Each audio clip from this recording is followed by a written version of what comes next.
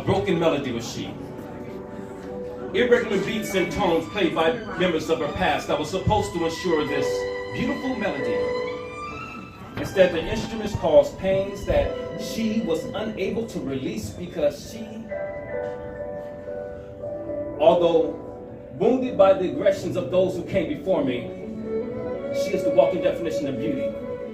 Skin as creamy as warm caramel drizzled over a scoop of butterscotch ice cream, hair flowing in the afternoon breeze as fine silk, the legs of a goddess in this midsection of an hourglass. Yet her past causes her to only see the devil's milk in a person. You know, that insignificant weed with a few insignificant flowers turning towards the sun, giving no opportunity for her doors to be cracked open with a genuine hello. Instead, her response is, hey. As she continues along her way down these streets of seclusion, she is wounded. And although she knows this, the bandages of love that I bring as an offering, she does not see, nor does she care to. She is safe and secure in her own bubble of contentment, marching to her own tune, conducting her own music with no orchestrated wand, striking that podium, attempting to cause her to match his rhythm. A paradigm managed by the ability to safely navigate these trails of life, avoiding perceived potholes, shattered dreams, and heartbreak, rejecting the notion of once again becoming someone else's victim. She is mystery, an abstract painting, but this sketch summary of this woman that I would love to meet, the desire to get to know her beyond her walls, and not just the concept of her causes me to climb ladders and trees and cross any bridge just to get that one chance to catch her glance for a brief moment and say, I know you see me as a silhouette of your past. But see, every day that we pass each other in the morning, I'm captured by your beauty, the outer resemblance of your God-given beauty, and I ponder on what really lies beneath. Beneath your cold glares and switch guns, giving no time for assumed shenanigans, I wonder what will cause you to stop for a brief second to allow me to bring that smile back to the surface as I subject you to my purposeful ramblings. A moment to say hello.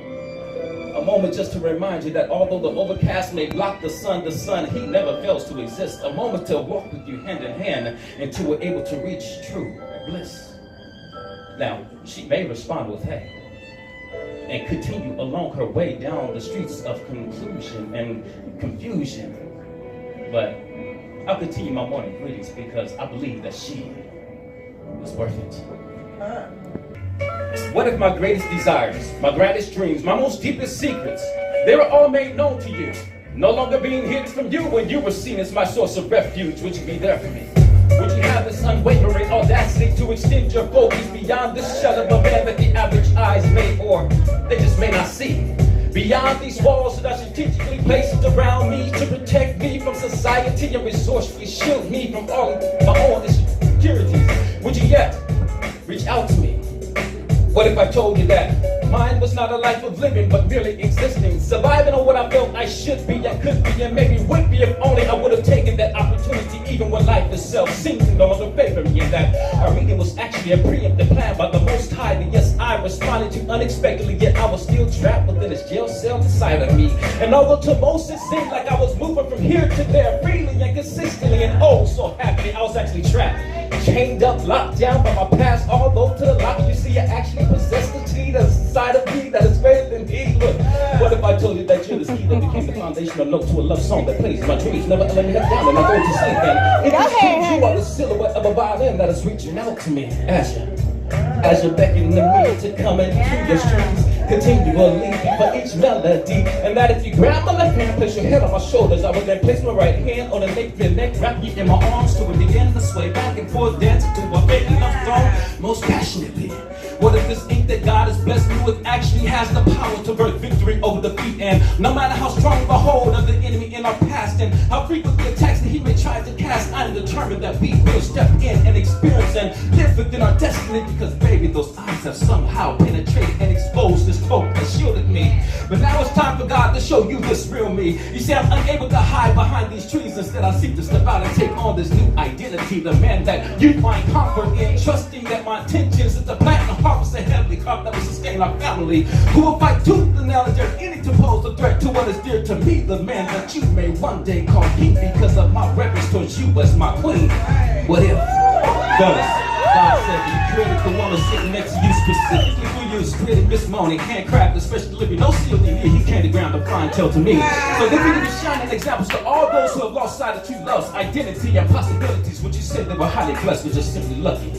Understand, you're both lucky and blessed. You sit here as evidence that you are passing your tests, your garnish, your smiles, as you dance in each other's dreams nightly, turning your dreams into reality.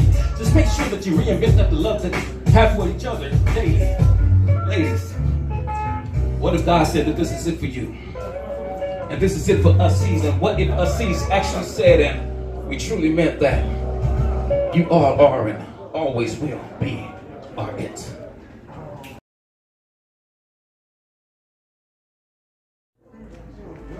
I never claimed to be the best.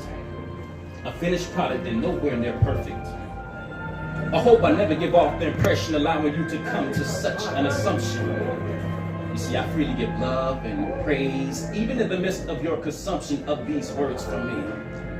Now, I'm not looking for a return. I just want to be able to share my heart with you, believing that you were protected from the burn of infidelity.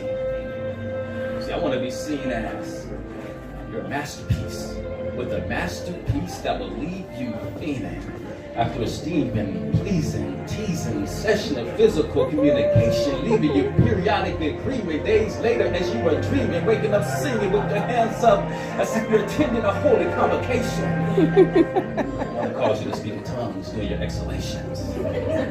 I want to be the reason for the liquidation of unneeded options on your table due to your validation of something more stable in me. So allow me to attend to you as you lay. Intentionally tonight, it's focused foreplay, but this is not foreplay. So understand when I say that you are my fix.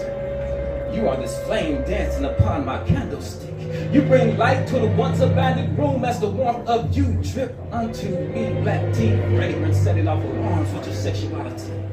With each follow parades from my touch. The tightening of your walls from the stroke of my brush. The slight raise of your hips due to your florid brush.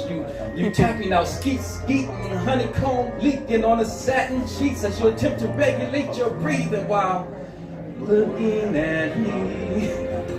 See, you whisper the phrase with sincerity, stating what sounded to me like heaven can wait on me now. If these are the words that I heard you speaking, please continue to allow me to reach deep into that heavenly with my staff. I shall part your pink sea, spread those wings, allow me to address that G-spot with my ruby laser. Listen, I will remove those tattooed impressions of yesteryear's recital of that failed piano player. So allow me to flip you on your stomach and generate the ba-ra-ba-bam-bam with the steady clap of the bass drum as I admire the vibrations of your onion. As your maracas lay to the side, I shall ease my hands underneath, allowing a soft existence to shimmy in my palms. You see, I shall tap the rim of your snare with my fingers for time. I will bring attention on all musical sections. Each throb and thrust in an attempt to keep alive the coordination of our souls, two bodies with four movements yet to unfold. And I was bigger. The most famous piece of music performed with my palate, flipping your moist trigger between your thighs, and we shall call this simply number 5, though Beethoven himself would not have been able to replicate this, no matter how hard he would have tried. That second movement is something we would call the adagio, a feathery sensation of my touch at a walking pace up and down your spine, the rear rolling of your eyes, indicating a sudden shift, the sudden quickness of your movements within the edge of the mattress. You to hold a logic or motor love notes leaking from your sweet metal.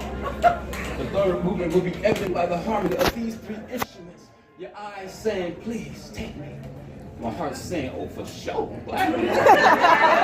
Souls began to sing melodically, causing Hayden to rise from his rest just to conduct our number 94 of his great symphony. And without interruption, our 4th movement is something that Mozart should brag about as being oh so triumphant. You see, the earth will begin to tilt its axis as the slide of my trombone extend to the max. It shall tap your back wall, causing the stars to fall from their position. Your liquid ecstasy shall glisten in the moonlight. The breathing, it shall be enough to fulfill the woodwind pipes. The angels in heaven shall rise to their feet in ovation to such a glorious sight.